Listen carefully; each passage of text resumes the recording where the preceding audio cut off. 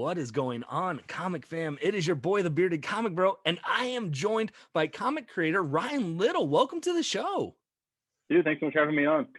Man, I am so excited. You have a new book that's out on Kickstarter right now called The Breakfast Bunch, and it is fantastic. And we're going to talk about that. We're going to talk about everything that you have to do with that. But I want to ask you first. I always like to ask when I have a guest on the show, how did you get into creating comics?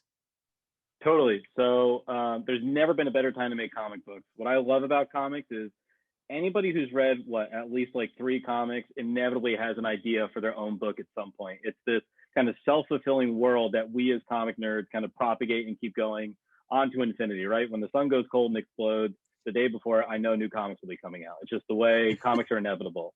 So nowadays, the indie comic scene is awesome. There's so much awesome comic stuff coming out because it's so easy. There's so many great artists now available, because the technology's trickled down. There's so many folks that can just work from home and produce incredible top shelf professional quality comic books. So I started doing the anthology scene around 2013. Guys do these open calls. We're doing an anthology about D&D. We're doing an anthology about, Christmas, whatever. You jump in, do a short story. So I just spent my first year in comics doing like 3 or 4 of those. And then, man, that itch, it got me, and it got me deep. So I was like, I'm ready to just start making my totally own book. So around, what was it, probably 2015, I started doing my creator own series, full length, like, 100, 150 page graphic novels. And then about 2 years ago, I launched my own Imprint Plastic Sword Press, which is sort of the banner that I publish all my stuff under. So now we have 7 different titles that have been kind of fundraising on Kickstarter, and then I have 11 in production. So we've got all kinds of content coming out for at least the next 3-5 years. Nice. So, you just brought up your imprint. Are you the sole writer on your imprint, all the projects that you're creating, or do you have some other creators that come on and are a part of your imprint with you? Right now, it's just me. We're always welcome to, new people 100%, but I just make so many different titles and different flavors that I didn't want to get stuck just promoting one book. So I made Plastic Sword Press, which is when I was a little kid, and I used to be embarrassed of it, but now I'm proud of it. I always wore a plastic sword on my hip. I wore it to church. I wore it to grandma's house. And it's because of how that thing made me feel. So I want all my books, whether it's my dark fantasy stuff, my noir stuff, or the really fun poppy, stuff like The Breakfast Bunch, to be sort of the modern plastic swords, the things that make you feel kind of the hero inside of all of us. Right? Isn't that the truth for all of us? Like when we were growing up as kids, like, oh, I'm going to talk about comic books on a YouTube channel. People were like, you're a nerd. Like, and now we're like, oh, we don't care. We're proud of it. Like, welcome. Yeah, it's the thing. It's never been a better time, man. It's crazy how much all this stuff's just everywhere nowadays. It's so awesome. It's awesome. So let's talk about The Breakfast Bunch then. Like I said, I got to read it and I was blown away by it. I thought it was fantastic read. So if someone's watching this and hasn't had a chance to even see the preview on the Kickstarter page and stuff like that, what is The Breakfast Bunch about? I love breakfast cereal. I am a grown-ass 30-year-old dude. I play contact sports and I'm really into fitness and stuff like that, but I love breakfast cereal, right? It's such a part of waking up, breakfast, being a kid, that whole magic world. So the Breakfast Bunch is a world where all those characters from the front of cereal boxes are real. They are these mystical figures known as breakers, that they put a little bit of each of their magic into their specific cereal. So if you eat a bit of Lucky Charms, you'd have a little bit of extra luck that day. Or if you eat a bowl of Commodore Crackle cereal, you'll be able to command the wind. But this sort of menacing new villain lords over their town. So a sort of fellowship of these different heroes bands together to find their sought after prize, or this power source that's called the perfectly balanced breakfast. So if they can find and become the perfectly balanced breakfast, they'll be able to defeat this big evil. So it's a big kind of globe spanning adventure that takes you through the world of these breakfast mascots and the different nations of them all as they hunt for this power. That's awesome. So obviously you said you love breakfast cereal. But where did this idea really come from? Like, where did you I'm going to put this concept down to paper? So, some ideas, I know the exact moment where I was like staring out my window, I was like, this. And then some of them have just like always been there. This was one, I wanted to do a really fun book. I was really starting to do some animation writing and stuff like that. And I really wanted to just do something that just felt like an adventure and it felt big. So I said, what is like a universal part of childhood I love? Toy Story is how much we love our toys. Monsters, Inc. is, everyone's afraid of the dark at some point. I like breakfast cereal. That's like reminds me of like sitting with my brother and just polishing off a box of Captain Crunch, or, staying up late at the sleepover and finding one last little box of Lucky Charms or something to eat. So I said, what is the magic of this? Who are these people? Why are there all these vibrant characters on the front of the boxes? And it just took me down this rabbit hole. And I think I wrote the whole outline in like a week because I was just like so excited about it. And then I kind of sat on it for a while until it turned into a graphic novel, found the right artist, and then the book, it kind of wrote itself. That's fantastic. Like, well, because it's something that's true, right? Like, I was in high school, me and my buddies, we would still have serial potlucks where we would watch cheesy comedy Oh movies man. and then just have a plethora of, we'd all bring our favorite box of cereal and we would eat cereal and relive those because we all grew up on those Saturday morning TV shows, Mhm. watching cartoons, eating our bowl of cereal. So it's funny that you're just tapping into that nostalgia that you've always loved, but it's something that's universal for sure. Totally, man. Cereal potluck. Also, I'm stealing that phrase 100%. When we get the hard copies, and maybe that's what I'll do to celebrate some buddies of mine. That's dope. Yeah, just have them all over. Like, we're gonna have a cereal potluck. You bring it. Well, talking cereal, what's your favorite cereal as a kid, at least? And maybe it stayed the same, but what was your go-to cereal? No, it's so true. Go-to as a kid was either Reese's Puffs. That's when I was like really going down the trash rabbit hole. Right, give me some Reese's Puffs. Occasionally Cookie Crisp, and then if I was trying to take care of myself, I switched to Cinnamon Life. Cinnamon Life is like, all right, time to take care of the dad bod, hone it down a little bit. Yeah, yep. And man, I get that so much. When you said Reese's Puffs, you spoke to my soul right there. Like, I was like, yes. I remember, I don't even know when it stopped. They used to, and I don't think they still do it anymore. They did that Reese treat cereal. Reese's Treats. Yeah, Fuck like no, it was Reese's Rice Treats. Krispie treat. It was a Rice Krispie treat cereal. So I don't know why they Were stopped. those the clusters? Yes. Yeah, man, those things, they were impossible to eat. They destroyed your mouth like way worse than Captain Crunch. But yeah, that stuff was unreal. 100%. That's And the that one might that's be lost why, time. that might be why like it was horrible to Yeah. probably eat and have that in your mouth. But like, man, it tasted so stinking good. Right, but it's crazy, those memories though. They're like so sharp. I remember they did cinnamon toast crunch at one point, spawned off in the French toast crunch. Yeah. That looked like little pieces of bread, weirdly. But it was so, I remember it so clearly, because weirdly milk and maple syrup is a very strange. At one point, your milk got very maple syrupy, but like, yeah, man, such strong sense memories for sure. Dude, it's so funny because I'll be going down the aisle and shopping. I'm like, oh man, they got this cotton candy flavor cereal. My wife will be like, you are such a child. Like, you are the person that these companies market to, and you're a grown man. Dude, but it's so good, right? And at this point, like I do like dessert at this point. That's when I'll be like, all right, you know what? Especially, man, those little when I was a kid, I could destroy like 6 of those like sampler pack boxes. Those things save me now. I'm like, all right, cracking one box tonight. Just have one of these little freaking Lucky Charms things or whatever. That's so good. Well, it's funny. Like, we talk about how cereal is so universal, and I asked you about how you got in the comics. A couple months ago, I had Mark Russell on my show, and I was asking him how he got in the comics, and he was like, "Well, DC people found me from writing my Count Chocula fan fiction." So, like, I'm like, that's the first I've ever heard. So like, cereal is just a universal thing, which I love. Totally. So let's talk about the Kickstarter then that you have. So you have it's live right now. Yep. When people are watching it, what are some of the tiers that people can get into and that you're pretty excited about for people? So what I love about my Kickstarters and what I'm really proud of is I don't launch a campaign until the book's 100% done. That's why what you read, the finished product, it's in the chamber, ready to go to print. We're 54 pages. This is the other thing where I'm like, I can feel the boomer that's growing inside of me. I hate how expensive comics have gotten. I hate it so much because I was that kid that like, all right, I'm only going to have like a snack at lunch day and save my lunch money so I can grab a couple extra, books for my pull list. So I want to keep stuff affordable. So we're doing this a big 54-page issue, 100% ready to go once the campaign wraps, which we're fully funded as well. So now we're just trying to supersize as best we can. Right. I do big bundles of all my different books I've ever done before. So I can just send people huge envelopes of, I think our highest tier is over 500 pages of books, which is, I think it's valued at less than the cost of like 3 mainstream graphic novels. So I just, man, I don't do all the big stickers and bookmarks and all that stuff. I just want to send people pages. That's what I love. Yep. I love going to the shop with a big old stack and coming home with a ton of stuff to read. So that's my bread and butter. Right now we're chasing, the one thing I do like to do is, man, this is where I'm a comic purist. I like to give my books some heft. So we're 54 pages. Right now we're chasing prestige formatting. So we got that square back binding, thicker cover. And then after that, so we got some variants and stuff coming down the pike. But everything I do on Kickstarter is just about giving people a nice, big, hefty book to read. Something that's going to look good on your shelf, feel good in your hands when you read it, and you'll be happy to throw it in. Everything comes bag and board anyway. but you'll be happy to add it to your long box, right? Because I know I was that guy. I still have all my short box, my long boxes. I'm proud of my collection. I love adding something new or different or weird looking kind of to the box. So for me, the Kickstarters are all just putting content out in the world. That's what it's all about for me.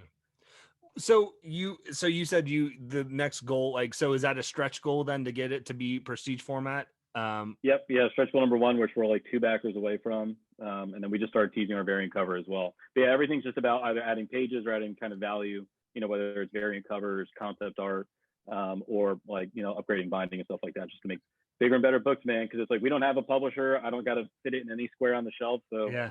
why not just make it rad? Yeah, and that's awesome. And I think if you're watching this video right now, hopefully by the time this actually airs, we're already at that stretch goal. We're moving the next part. But all the links to the Kickstarter are in the description below, that you can go here and you can go support this Kickstarter right off the bat. After you're done watching this video first, like then go, like it'll still be there. That's right. So this universe that you've created, you have the art's beautiful, the book's beautiful. How did you kind of come up with the characters of, like, you obviously can tell like what serials influenced you in some of your characters. Like, how did you narrow it down to like who you were going to have kind of represent your breakfast bunch?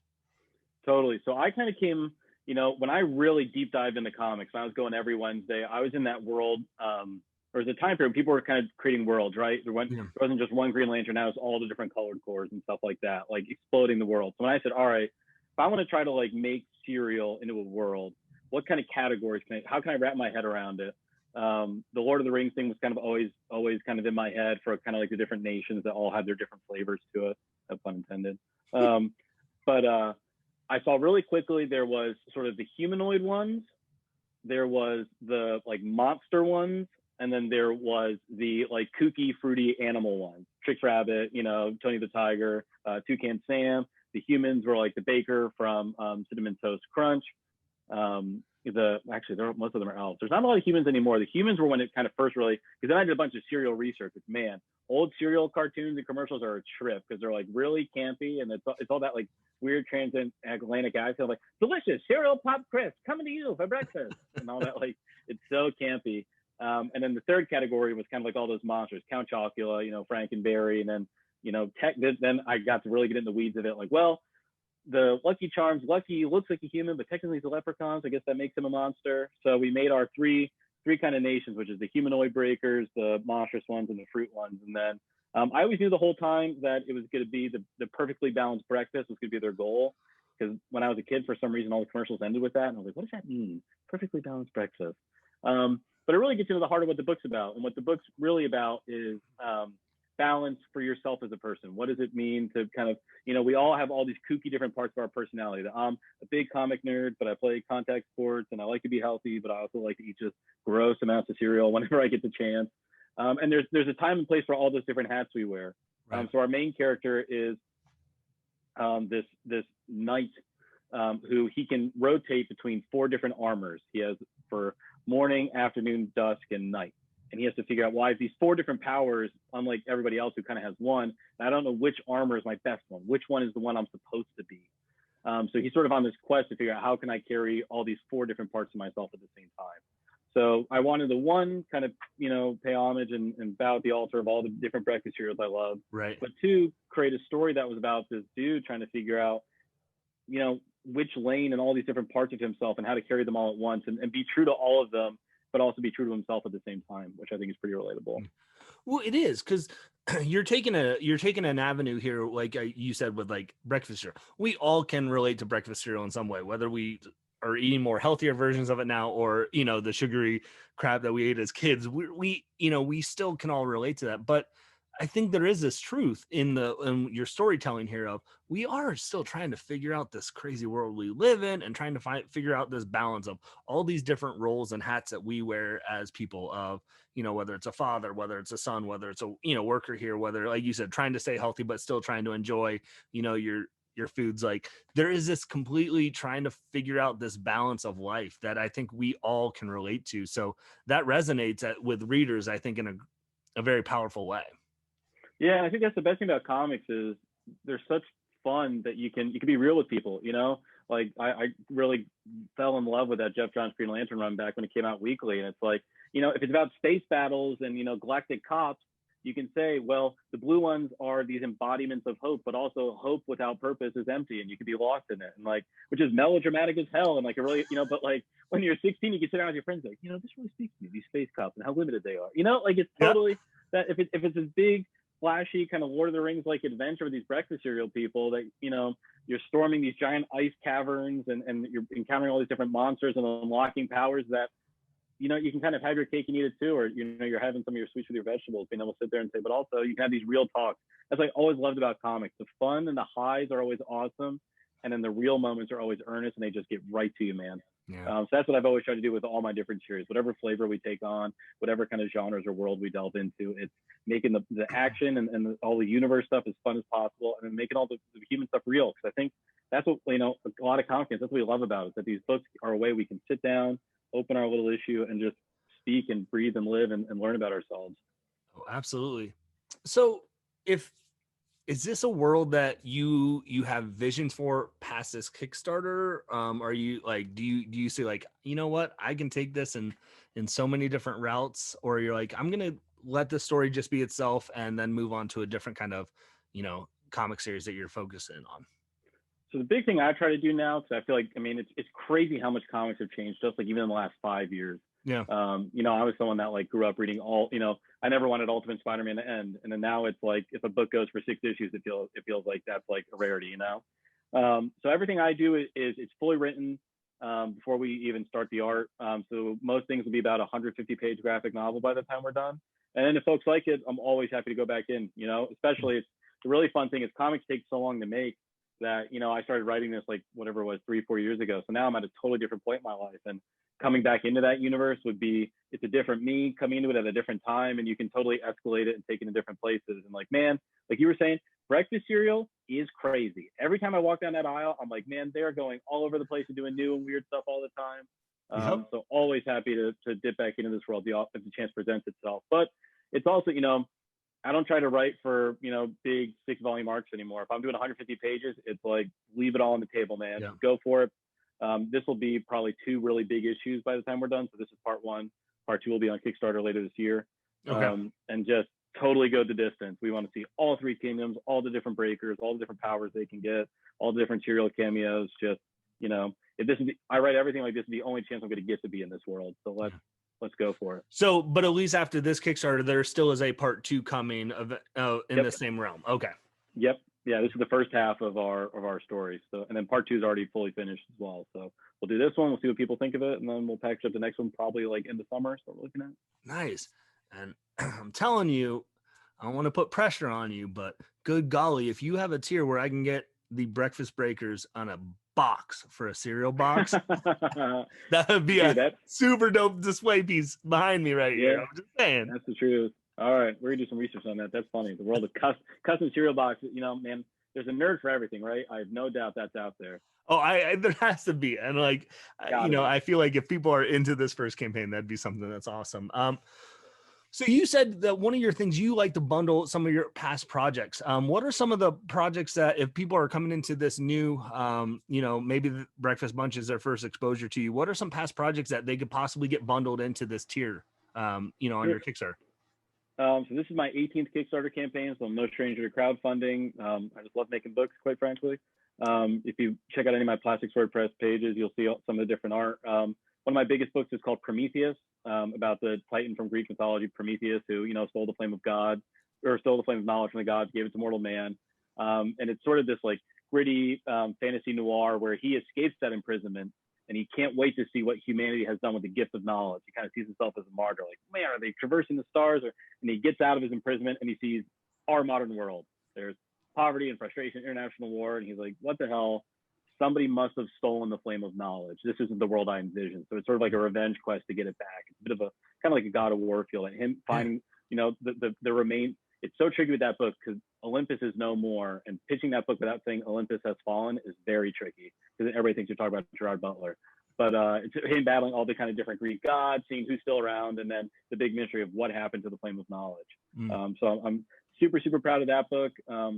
obviously the pandemic is still going on. I have a book called The Axeman, which is about a sort of covert ops agent for a shadow section of the CDC, whose job is to hunt patient zeros of newly emerging illnesses before, they can spread and become pandemics. My parents are doctors, so I started writing this book about 2 years ago because I was a nerd that grew up hearing about medical issues all the time, and then pandemic happened.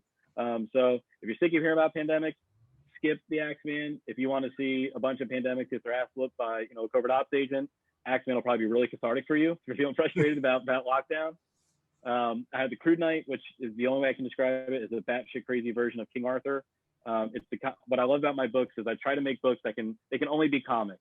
They would be so hard to pitch as like a feature or a TV show because they're so weird, but they're visual, and I swear to God, they make sense if you just check it out. So the Crude Night is this weird thing where there's an oil farm down in Texas, and every 30 years the oil becomes tainted with magic, and anyone who gets splashed by it becomes this undead knight of the round table. So it's sort of this like bit of a war against these oil-soaked King Arthur kind of insane knights, which is very, very strange. And my one book I got to give some love to, I'm so proud of, it's called Super Scouts. It's a total love letter to Power Rangers, Super Sentai, and all that awesome stuff. It's the tried and true Galaxy Quest model. So 20 years after they were on this like really campy show called Super Scouts, the actors find out all their adventures were based on a real intergalactic war, and now the villain Lord Darkness is coming to Earth to get revenge, so they have to unlock the power and become the heroes they always were pretending to be. So a lot of different flavors there: Sentai, fantasy, noir, horror, heavy metal. I got something for everybody, because that's go ahead. No, I was just gonna say, and those books are available in one of the tiers to get some of your past works. All of them, all the books are available in physical and digital. I have different tiers that are, you can build your own bundle if you want one series, you want two series, you want the whole thing. So all the bundles are anywhere from, I think our smallest bundle is 150 pages of total content, and our biggest one's, like I said, over 500. So yeah, you can just take the ride. If you want to do the deep dive, hop aboard. Gang, I don't know if you're like me, but I'm sitting there going, oh, I'm going to be checking out Kickstarter right now after this interview, because I'm like, what do I want? Because I want this one, I want this. And they all sound, like you said, there's so much, it's such a wide variety. And I think that's an awesome thing, to tap into different, niches and genres. And I think that's awesome. So.